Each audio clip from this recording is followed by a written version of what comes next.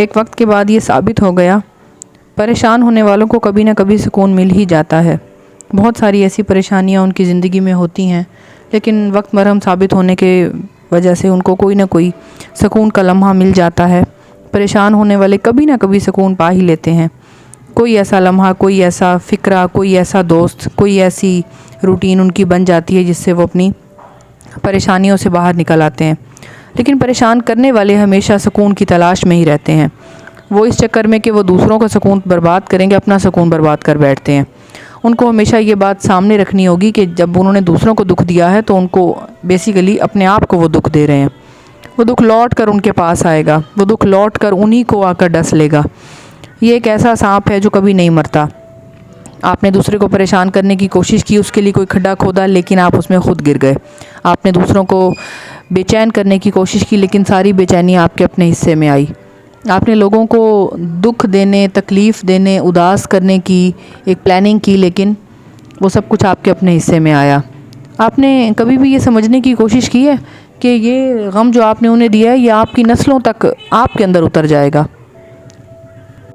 محبت کی خواہش، سکون کی خواہش ہر شخص رکھتا ہے۔ ہر شخص کا دل کرتا ہے کہ اسے زندگی میں عزت ملے، محبت ملے، کوئی نہ کوئی ایک ایسی چیز جو اس کی زندگی میں کمی ہے جس کی، اس کو وہ ضرور ملے۔ لیکن اس چیز کی تلاش میں وہ لوگوں کے سکون کو برباد کرنے، خراب کرنے کی کوشش کرتے ہیں، اور ایک بڑا بے چین سا وجود ایسا کریٹ کر لیتے ہیں کہ خود بھی آخر انہوں نے دوسروں کو پریشان جو کرنا ہے تو ان کے لیے پریشانیاں نکالنی بھی تو پڑیں گی نا، ڈھونڈنی بھی تو پڑیں گی۔ ایک لگاتار سی جستجو میں وہ گھوم پھر رہے ہیں، ان کے بارے میں باتیں تلاش کرنے کی کوشش کر رہے ہیں، اور وہ تلاش ان کی کبھی ختم نہیں ہو رہی۔ پکڑ پکڑ کے لوگوں کو بتا رہے ہیں کہ اس میں یہ خامی ہے۔ اس کی زندگی میں پریشانی کریٹ کرنے کے لیے ان کے وہ راز جو انہوں نے لوگوں سے چھپائے ہوئے تھے ان کو بڑھا چڑھا کر بتانے کی کوشش کر رہے ہیں۔ ایسی زندگی ان کو دینے کی کوشش کر رہے ہیں جس میں وہ صرف ٹینشن میں رہیں، مینٹلی سٹریس میں رہیں، ان کو کوئی میڈیٹیشن نہ ملے، ان کو کوئی ریلیف نہ ملے، انہیں کوئی ریلیکسیشن نہ ملے۔ لیکن بارہا وہ یہ سب کچھ اپنے لیے کھود رہے ہیں، وہ یہ سب کچھ اپنے لیے کریٹ کر رہے ہیں، کیونکہ ایک تو اللہ کی بارگاہ میں بھی ان کا برا نام لکھا گیا، اور صرف اپنے آپ کو سکون میں لانے کے لیے کئی لوگوں کی زندگیوں کو تباہ کرنے کی وجہ سے جہنم میں بھی ان کا نام لکھ دیا گیا۔